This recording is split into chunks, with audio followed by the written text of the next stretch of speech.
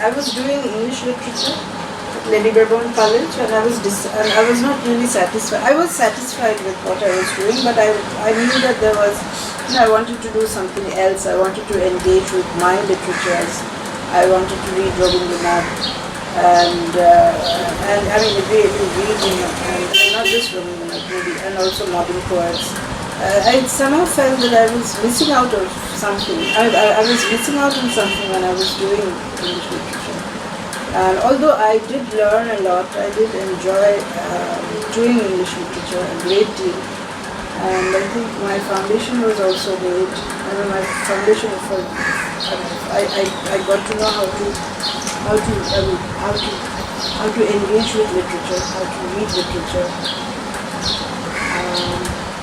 So those years were very productive, but at the same time, I knew that I wanted something else. And also the other, there was something else that happened that year, or the year before, and that was the principal of Loreto, Sister May, had enrolled herself as a student of comparative literature. So we actually came to know about comparative literature because of Sister May. So we went to see what it was all about. We went to talk to the head of the department, and Professor Manish Guru, who dissuaded us from joining the department. He said, no, you shouldn't come, there's no future in this. So don't try to, do English literature. And then later I realized that, he was serious about what he was saying, not because there's no, not because of the future, but I think he had felt, or he was of the opinion that maybe comparative literature was not meant for all. Maybe he had in mind a group of, people who would be writing, people who would be, devote themselves to creative activities, probably. I mean, not really. I mean, this perhaps he did not realize that this is what he thought, but somewhere there was this feeling. Because later as well, he did say that comparative literature is not for all. I mean, he didn't want it to expand, and therefore we didn't have any new any faculty position for so many years. But then again, this is true of. I mean, this is where, say for instance, in many parts of the country, people don't have departments if there are no job facilities. Even today we are asked, whenever we have teams coming to visit us, we have UGC, we have the fund granting bodies visiting us. We are asked about, what our students are doing, what will they do when they pass out. So if there is no future, why should the government waste its money? I mean, if there is no possibility of jobs or future positions. So I think in his own way, Manish Guru was right. Let this be a department, let this be a unique kind of a place, and with few teachers and few students. It was really a department where there was a lot of emphasis on reading literature, on poetry, on Bengali and Sanskrit literature. And I think the idea was to foster a kind of, to nurture a kind of creativity. And because later again, when I spoke to Manish Guru, much later, talking about present days and about what we were doing, I felt that he was not very happy. He didn't see why we had to do so much, why we had to, he did think that we were perhaps not looking into literature the way they were looking at literature. I mean, literary texts, and we were not taking in as much literature. We were not really involved with the creative aspects of comparative literature. We were more interested in theory, to tell the truth, yes, we were interested in theory. But of course, I do feel, and I always felt that comparative literature, the kind of literature we did, we were exposed to so much, and we took in so many different kinds of literatures that that itself had an impact on all of us. And I think students too. I mean, over the years, did talk about their exposure and the rich experiences they had, just being exposed to certain kinds of texts. And so on. Well, two aspects you raised. One is comparative literature's connection with creativity as such, and in the first 2-3 decades, all the familiar names of comparative literature that we see are poets or creative artists in some way or the other. And then from the 80s, when perhaps you joined the discipline, we see this pull towards theory. And I once read an article by Swapun Majumdar where he says that Naresh Guha didn't like this going away from Welekism, the kind of attitude towards literature that came from Rene Welek and Austin Warren. He didn't like this.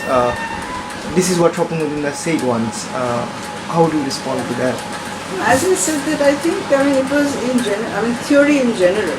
It was not Welek, or it was not any particular critic or any particular theorist, but it was in general the trend and the fact that this is, and so this was. But then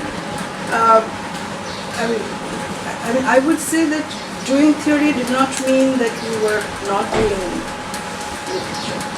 And doing theory would not mean that we were not looking deep into really, quote unquote, enjoying literary texts. And doing theory helped us more to enter literary texts, perhaps in many different ways, and perhaps enrich our experience of literature.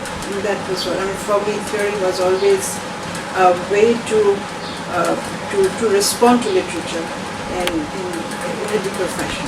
So this was, but it's difficult, it's difficult to see. I think all over the world we have never talked about what we do in class. And so I think if we were all talking about what we do in class, we would see, perhaps that would give us an idea of what we were doing while doing the comparative literature. All these questions of method, versus literary text, method versus creative. I don't know, method versus what, method versus chaos, perhaps. But chaos is important. And so that all these questions would be, or perhaps we would get answers to some of these questions if we were just talking about what we were really doing in class. As for method, I think that it's when you're doing research, when you're involved in looking at something, the method evolves from your subject matter. So there is no set method as such. And of course you can say that comparative literature, because it's comparative literature, you are not. The only thing that we can say is perhaps that your perspective has to be as large as possible. You are looking into more than one literature. And I'm looking at connections, interactions, etc.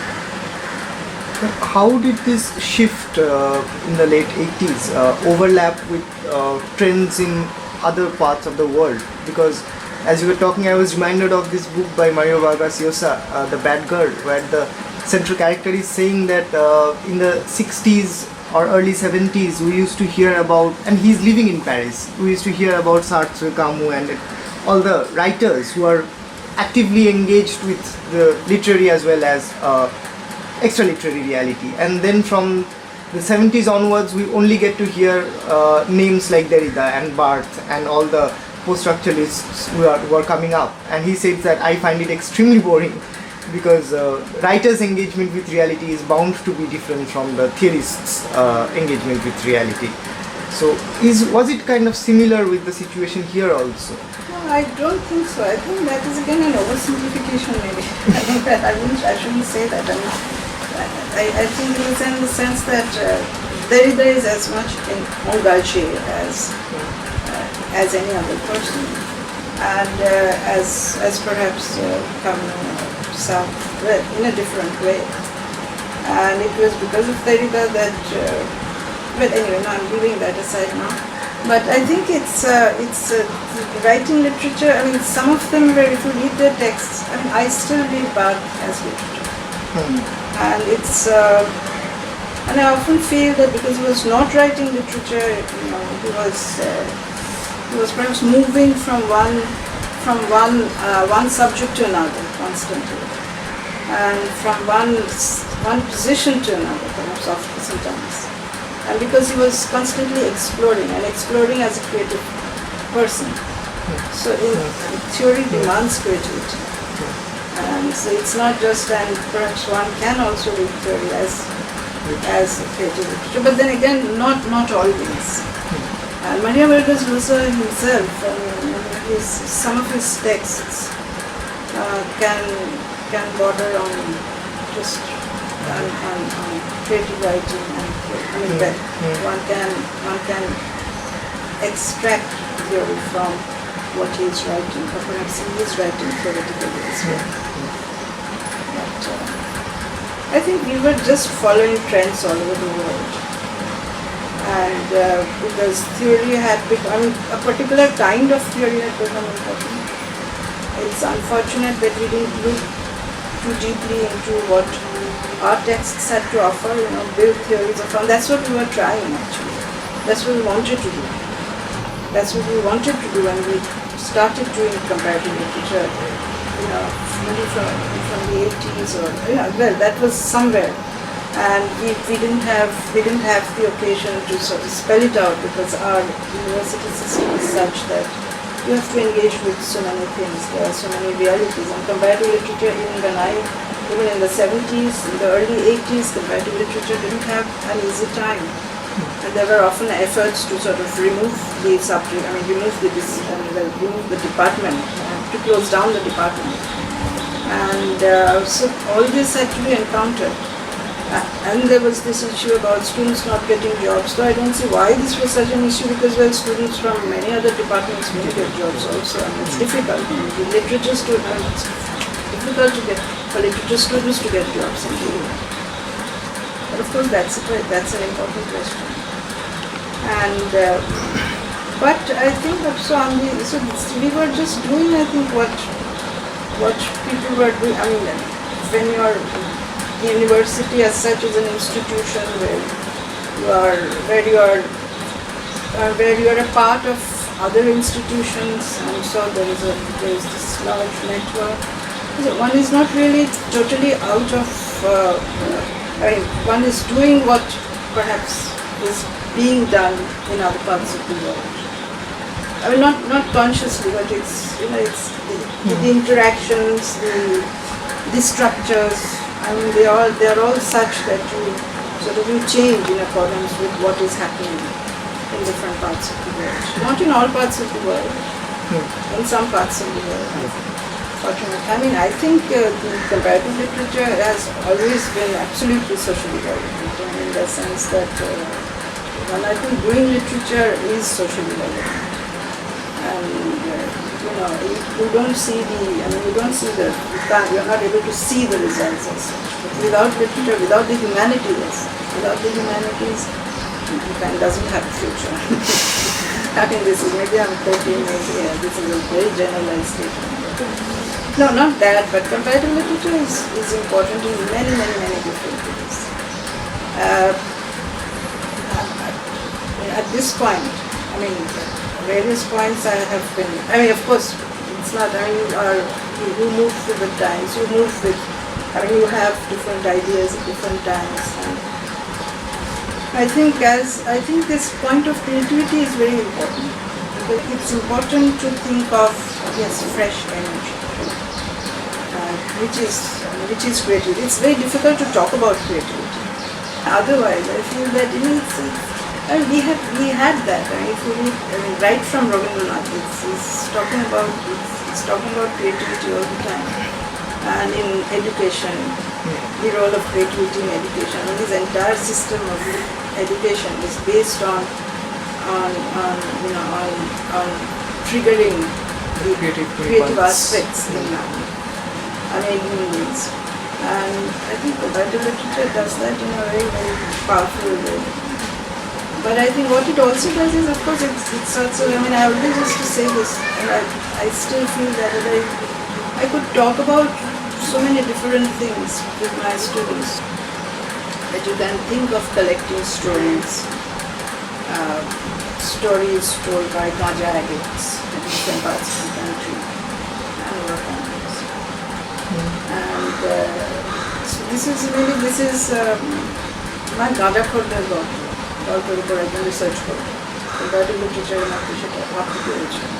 We've been doing a lot of things, and I'm happy that, you know, as it just happened. I didn't have to do anything. It just happened that I had the opportunity to do what I wanted to do. I mean, even at one stage, even saying that you wanted to work with oral texts was taboo. I mean, you know, was not taboo, but, you know, oral text didn't have any kind of importance, and there was a lot of resistance, and people just wouldn't let you do anything that had to do with orality. I mean, it was not authentic. It was not. There were so many arguments against doing oral texts, but we managed to do that in the first phase of the CS. I mean, we managed to. I mean, it has continued, but we managed to bring out, you know, audio cassettes. We managed to link ourselves with rural communities, with grassroots singers, and people, and we managed to work together.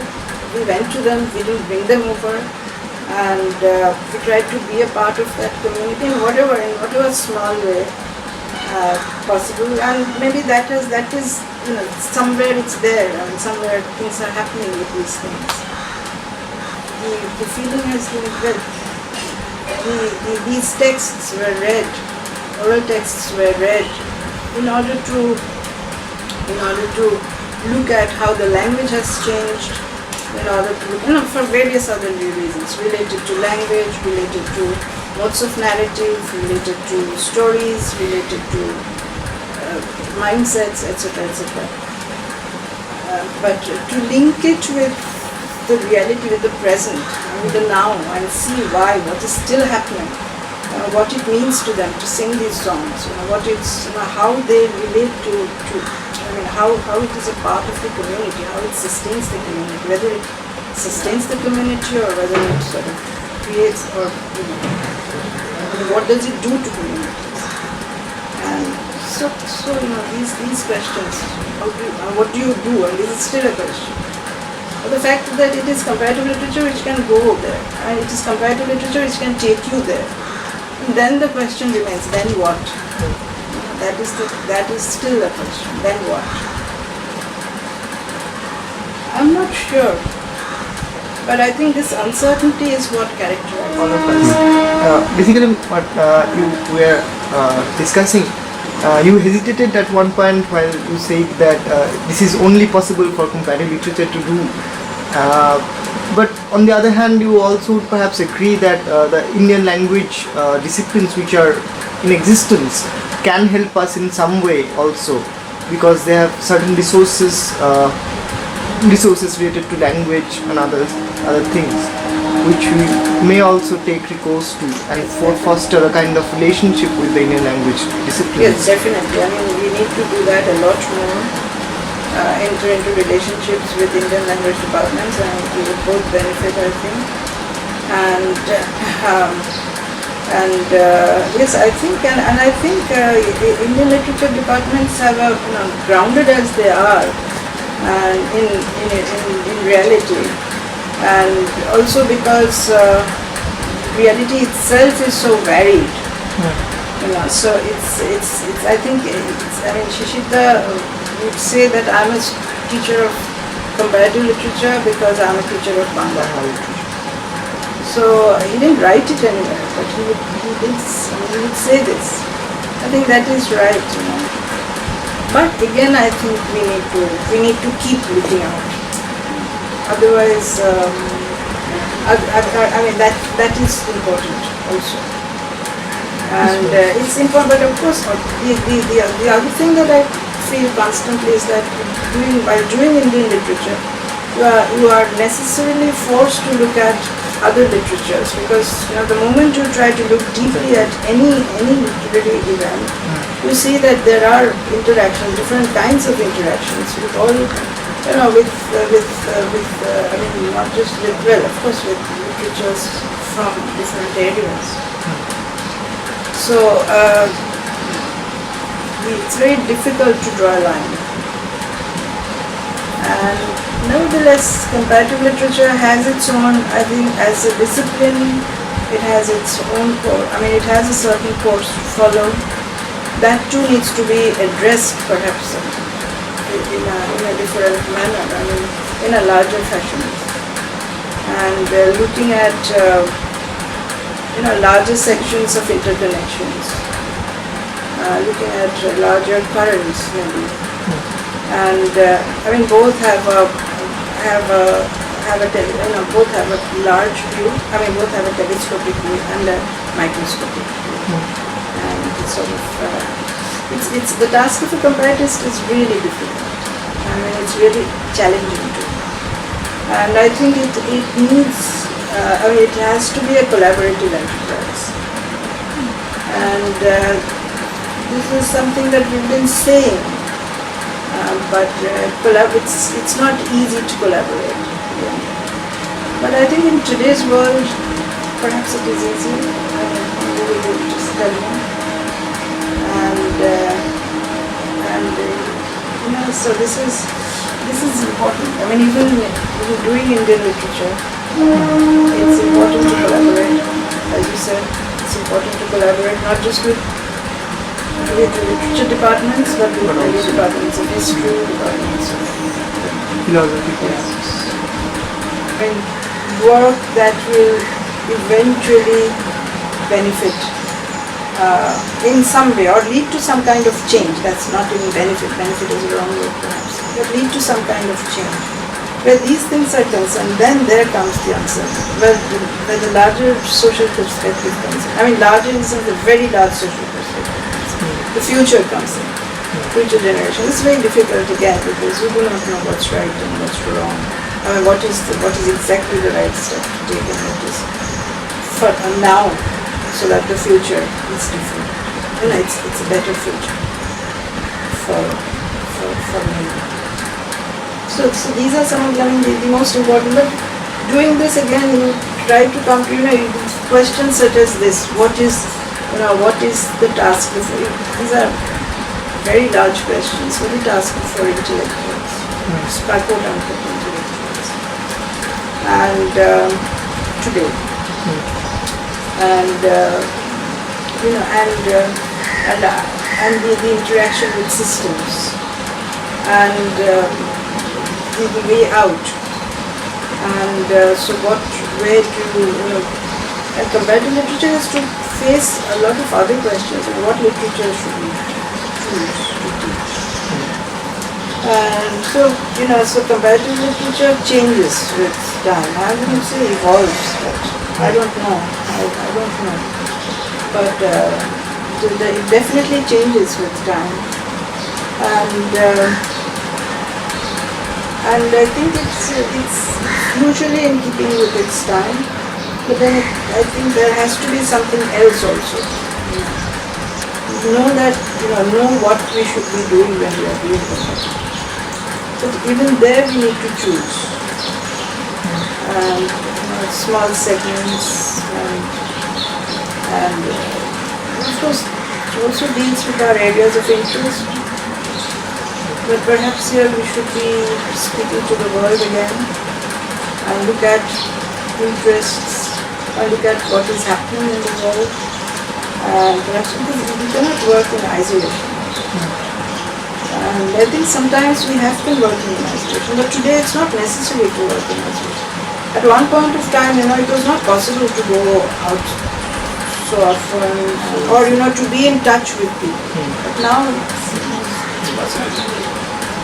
And in touch with what is happening around. Not that that should that should be the determining factor. Eventually, we've always been doing this, that we have chosen our own areas of study. and we have not, and we will continue to do that, I think. But there are certain issues that we need to look at very carefully, and so we have to do things that I don't think it is possible. I mean, we used to think that maybe we will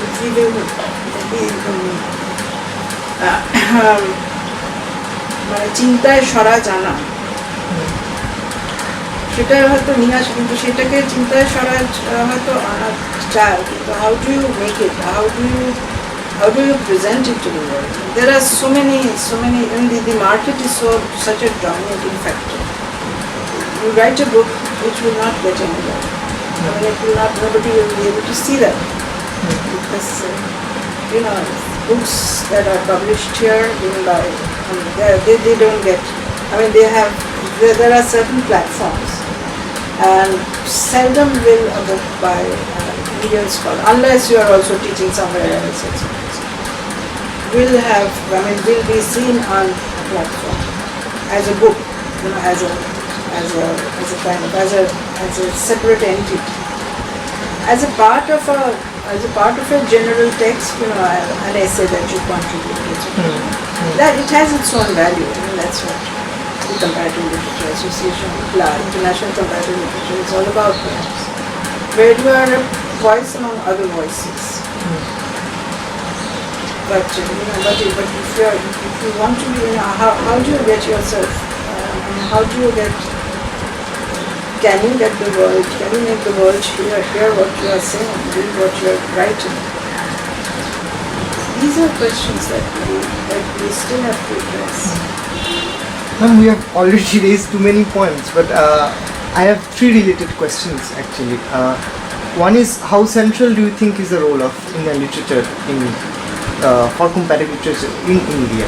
And I was discussing this with a friend, and he said that he is a friend from another discipline, and he came to our department to attend the seminar, and he said that all is fine, but I have often noticed it that you people talk a lot in terms of what you should do rather than what you already have done or you are doing now.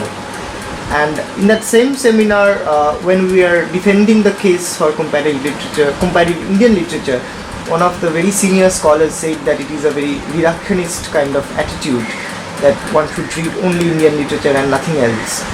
So that one thing, and the other thing which comes, the argument follows from there that since we have already moved to the age of new media, the traditional concept of literature is gradually disintegrating, and the time is going to arrive soon enough when literature as we know today will cease to exist. So comparative literature should address that, and so move towards a different direction, does not remain comparative literature anymore, but become comparative cultural studies or comparative become digital humanities sort of things. So how do you respond to these new directions? There are several questions there. One is that I think Indian literature is central to many of the departments of comparative literature in India. A large number of departments, even when they are not saying comparative literature or comparative Indian literature, they are doing comparative, and they are doing Indian literature, and doing Indian literature means you are somehow doing comparative literature. But even otherwise, for the meaning of comparative literature for many departments is doing Indian literature. But again, as I said, what does doing Indian literature mean? I mean, doing Indian literature would mean, of course, looking at interactions not just within India, but within India, and within India too. There are always, forces coming from everywhere. There are currents from many directions. And so you just touched on one thing, and you have so many other cultures interacting, so many other literatures in interaction. So that's how I would try to address this issue. Of course, definitely, you are not, the whole idea of comparative literature is not to have these boundaries. And it is perhaps, there is, the other thing is that, I would argue about this a lot, but I feel that we've done so little, we have not really engaged with our literatures in a meaningful manner. And so it's very important to engage with Indian literature in a more meaningful manner. One of my students once said that, why don't you have, because I would be talking about Indian, doing more and more, or focusing on Indian literature, particularly while doing research. And one of my students said, well, why don't we have Indian literature as area studies? So we could think about that. And so I think students also feel that we are not doing enough of Indian literature. Delhi University is doing a lot of, has been doing a lot of substantial work in this area, and there's a lot of and meaningful work too. Where it's showing where of course proving that this is,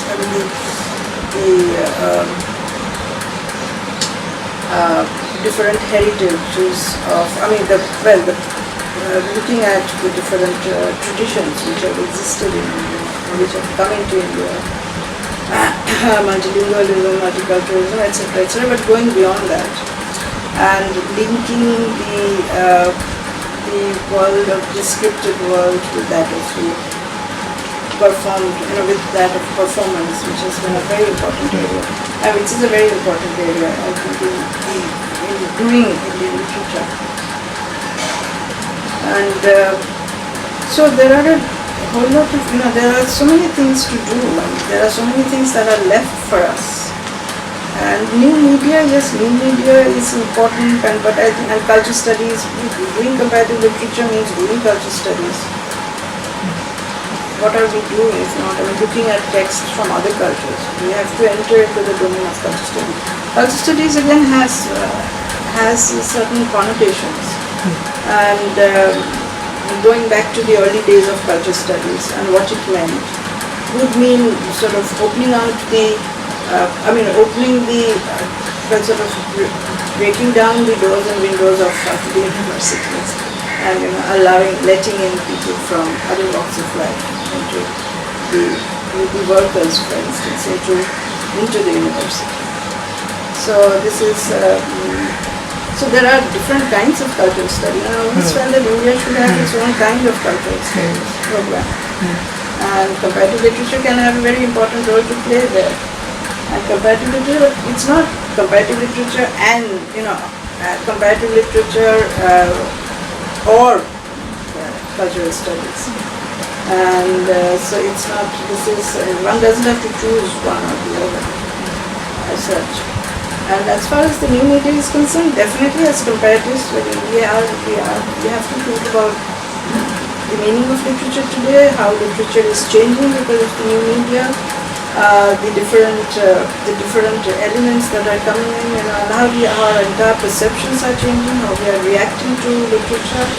But of course, literature is not going to come to an end. Literature is not going to die.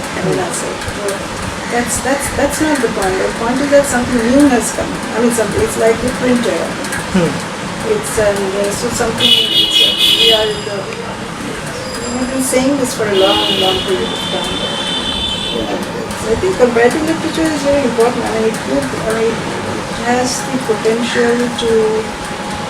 If we are thinking in terms of the humanities as such, comparative literature has the potential to determine the course of the humanities. So, since I've got this opportunity, I would like to hear something more about this.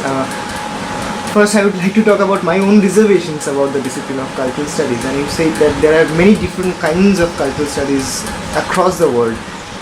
From my limited understanding, what I have understood is that the early days of cultural studies in Birmingham had a very strong class dimension to it. If you think of uses of literacy and then all the Marxists who came to teach the discipline there. But when it traveled to the United States, I again find that identity politics becomes very important there in some way or the other. And then when it is received in India mainly by the English departments, it is used as a sort of, I think, an apologia for their inability to connect to the now of their own culture. That they start incorporating many Indian literatures in their own syllabi, but not with sufficient, not by giving them sufficient importance, but just add-ons to their own syllabi. So in that case, when comparative literature engages with cultural studies, how should that attitude be? No, I don't think English literature is really doing that. I mean, I don't think it may be doing that. I mean, we may be doing that also. But comparative literature, I don't know where I am now. So comparative literature will also be doing that. So it's sort of just following the trends of cultural studies taught elsewhere. But the task is very, very difficult. What should we do when we are doing cultural studies? What should we do? So even comparative literature, have we decided what we should do? There are courses, that's one course, two courses, fine, good courses. But then again, could we do it differently?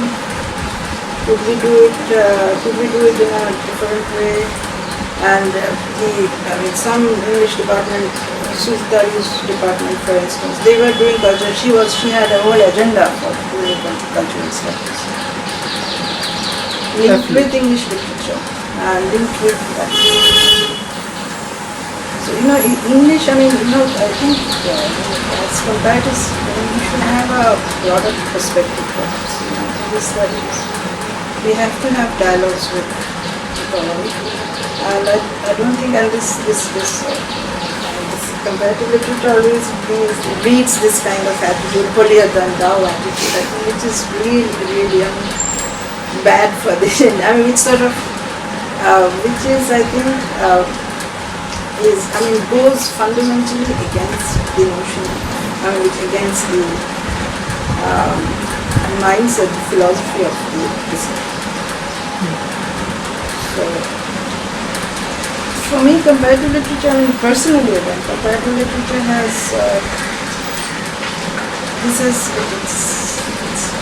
anyway, that's a different context.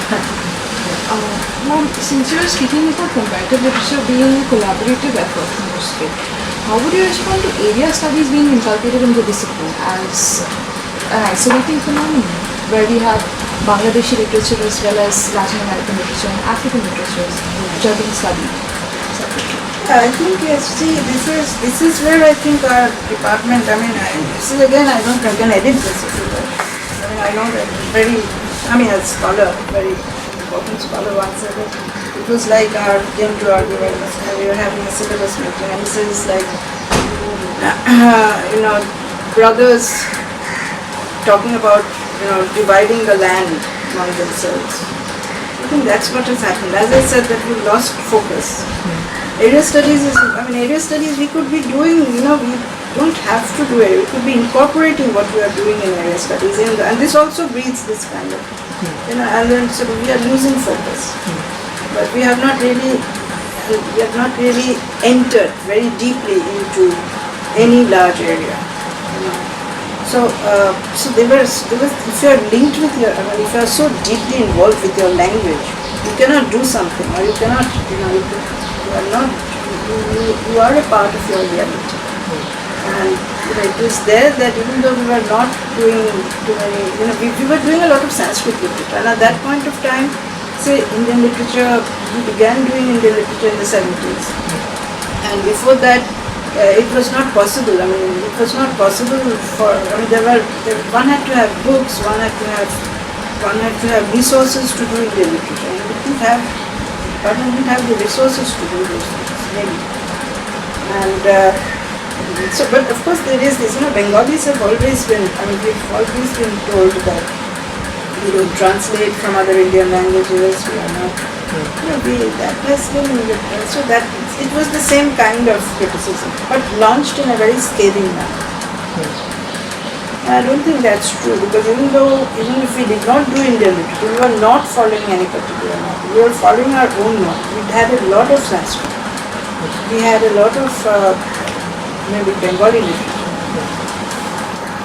We had a lot of European literature, but doing European literature in India from Indian perspectives often meant, Naresh Guha and his involvement with Yeats.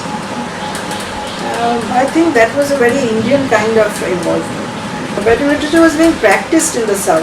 Comparing A and B.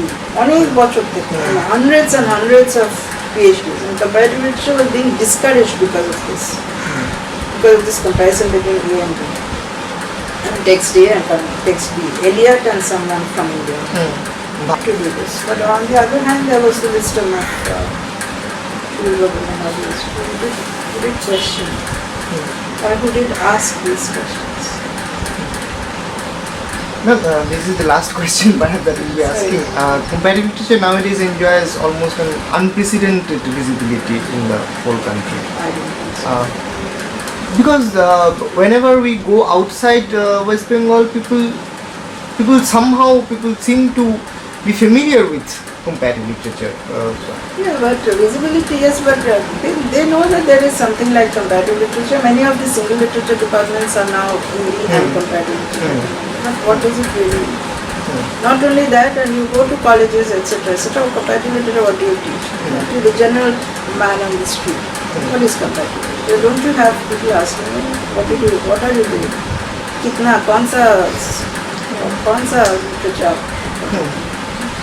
One very positive thing that I have noticed in the German studies discipline in India, that we have been going there for the last 3 years, and you were in the first year, and they told me what their motive was. They said that doing any kind of foreign studies in India is a comparative exercise. That when our students come, we teach them the language for 3 years, and we can't enter the literature so easily. So what we do is that we try to know from them what literatures they are aware of, and we try to give them the methods and things like that from their own understanding of literature and the literature they have read. So how would the institutional practice of comparative literature respond to these things which are happening outside perhaps our disciplinary boundary? I think they are very important, and again, we should engage with them as much as possible, whatever we can. And this has been happening all the time. And at JNU also, Russian studies, so it has a course on comparative. Many of these foreign language departments have courses on comparative, 1 or 2 courses on comparative. So comparative literature is a part of it. But then again, that is comparative literature, but a full-fledged department of comparative literature has other objectives, or should have other objectives, very set objectives. On the one hand, there can be a lot of open spaces, etc., etc. I don't mean that you need to close frontiers, but then there has to be large. There has to be. This can be. This research and teaching, and there has to be a kind of maybe. And of course, what is being researched has to come down, has to percolate to the syllabus. Has to come into the syllabus, etc. But then, what is necessary is at the level of research, we need to do some very solid work related to comparative literature, and with a very large perspective. And only then can you tell people that, look, this is what you've done. What have you done with history? What have you done with history? These are questions that Jadupur ne kya kiya Lamar se even 2 years sir. Because I was there.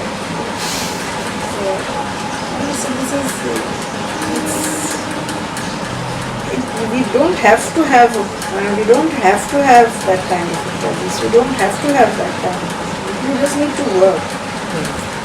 We just need to do some kind of solid work, and not in a negative manner. They are not doing this. We are doing the right thing. Not that, but just do whatever, just work. That's what is necessary for comparative literature to become comparative.